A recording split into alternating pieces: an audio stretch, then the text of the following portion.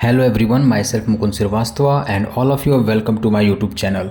और आज के इस वीडियो में हम डिस्कस करने वाले हैं क्लास 12 के इंग्लिश के फ्लेमिंगो का थर्ड पोएम, जिसका टाइटल है अ थिंग ऑफ ब्यूटी, और जिसके पोएट हैं जॉन किट्स। तो हम आपको बता दें कि जॉन किट्स जो है वो एक रोमांटिक पोएट हैं, तो इनके पोएम में ये रोमांटिक चीज़ें, ब्यूटी वगैरह हमेशा दिखने को मिलती हैं।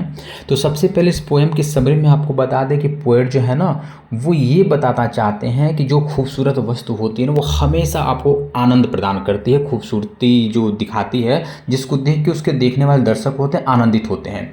और जब दर्शक इसको जितना देखते हैं ना उसकी सुंदरता उतनी ही बढ़ती रहती है, कभी समाप्त नहीं होती है।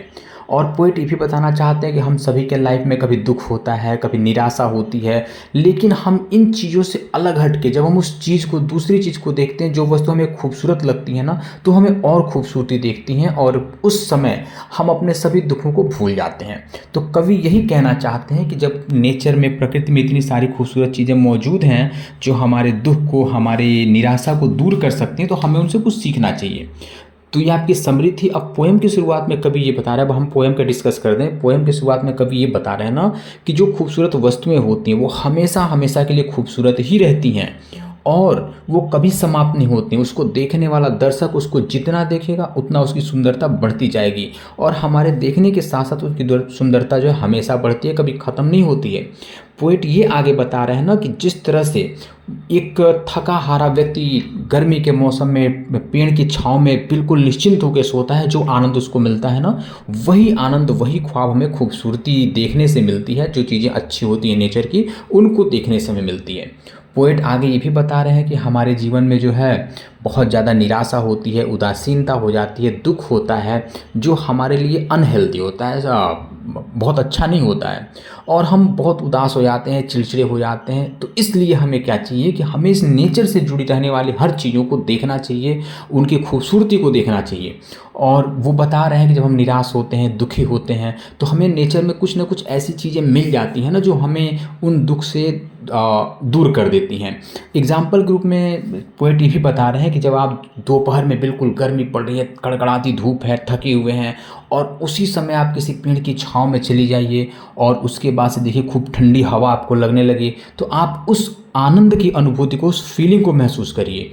उसके बाद से क्या होता है, सुबह की ठंडी हवा में जब लोग मॉर्निंग वॉक पे जाते हैं, टहलने जाते हैं, उस खूबसूरती को आप फील करिए। शाम की ठंडी हवा है उसको फील करिए। खूब ज़्यादा गर्मी के बाद जब मधुर बारिश हो रही है, हल्की हल्की बारिश हो रही है, बौछार आ रहा है, उस खूबसूरती को आप महसूस करिए। पोएट आपसे बताना चाहते हैं, पोएट ये बताना चाहते हैं कि जब हम साल भर काम किए रहते हैं, बहुत परेशान रहते हैं, तो हम अपने आप को रिक्रिएट करने के लिए हम कहीं पिकनिक मनाने चले जाते हैं, तो कहाँ जाते हैं, नेचर के पास जाते हैं, जंगल में जाते हैं, और माउंटेन साइड पे जाते हैं, या फिर वो जहाँ सी साइड होता है, बीच होता है, वहाँ जाते हैं। तो कहीं ना कहीं हम नेचर के पास जरूर जाते हैं। और पोएट यही कह रहे हैं कि हमारे पास इतनी समस्याएं हैं जो हमें अनहेल्दी करती हैं, हमें चिड़चिड़ी करती हैं, दुखी करती हैं, तो नेचर द्वारा हमें बहुत सारी खूबसूरत गिफ्ट दी गई हैं जो हमारे लिए एक वरदान के रूप में है, बूंद के रूप में है, जो हमें उस निराशा भरे जीवन से निकालती हैं, दुखी जीवन से निकालती हैं। आप मॉर्निंग सन को देखिए, सनराइज देखिए, सनसेट देखिए, चांदनी रात में चंद्रमा को देखिए, तारों को देखिए, नए नए कोंपल वाले पेड़ को देखिए, कहीं ना कहीं आपको इनसे खूबसूरती मिलती है और आप थोड़े समय के लिए अपने दुख भूल जाते हैं।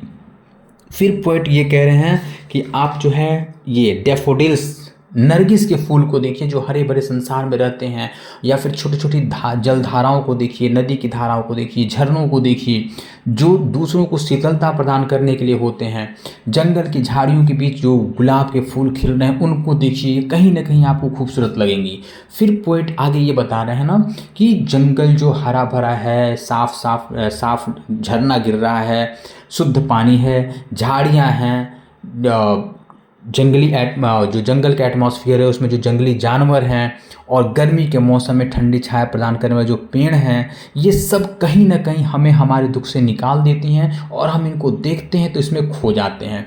आप जब बहुत चिड़चिड़े होते हैं, बहुत परेशान होते हैं ना, तो आप जब इन मौसम ये सब चीज़ें जब आपको फील करेंगी, आपका इनसे सामना होगा, आप फेस करेंगे, तो आपको जो फीलिंग्स होगी ना, उसको ये राइटर चाहते हैं कि आप फील करें, पोएट चाहते हैं कि आप फील करें। उसके बाद से ये कह रहे हैं कि ये जो लोग बड़े बड़े राजा महाराजा जो हैं, सुल्तान हुए जो मर चुके हैं, वो क्या हुए हैं, शक्तिशाली लोग जो मर गए हैं, वो अपने जहाँ उनकी कब्र है उसके ऊपर मकबरे बनवाए हैं, गुंबद बनवाए हैं। ये उनके शान का प्रतीक है। वो हम कहानियाँ कहीं ना कहीं पढ़े हैं, सुने हैं। तो ये पोएट ये बताना चाहते हैं कि वो मकबरे बहुत खूबसूरत बनवाए गए हैं, लोग उनको देखने जाते हैं। एग्जाम्पल में ताजमहल आपको याद हो, लोग देखने जाते हैं, लेकिन उसको देखने से उसकी सुंदरता खत्म नहीं होती है, बल्कि और बढ़ती जाती है। ठीक वैसे ही प्रकृति की सुंदरता जो है ना, वो भी बढ़ती जाती है। और कहा जा रहा है कि नेचर अपने आप में एक हमेशा से चलने वाला फव्वारा है, फाउंटेन है, जो हमें ऐसा प्रतीत होता है ना कि ये स्वर्ग से आया हुआ और अमरत्व को प्रदान करने वाला, हमें हमारे जीवन को खुशियों से भरने वाला होता है। और फिर कभी कह रहे हैं, बहुत पुराने ज़माने के उन बिल्डिंग्स को कह रहे हैं, जो बनाने वाले उस बिल्डिंग्स को हैं, वो सोचिए कि वो क्या सोच करके उस उतनी खूबसूरत बिल्डिंग को बनाए होंगे, कि इतने खूबसूरत गुंबद का निर्माण किए होंगे कि आने वाले समय में लोग इसको देखेंगे, पढ़ेंगे, समझेंगे और इस खूबसूरती की तारीफ़ करेंगे।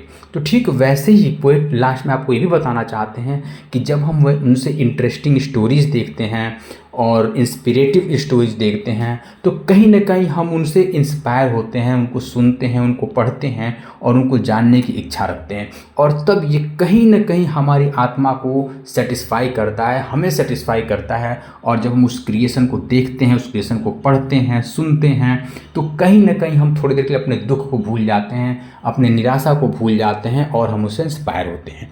तो ये आपकी पोएम की समरी थी, पोएम का एनालिसिस भी था।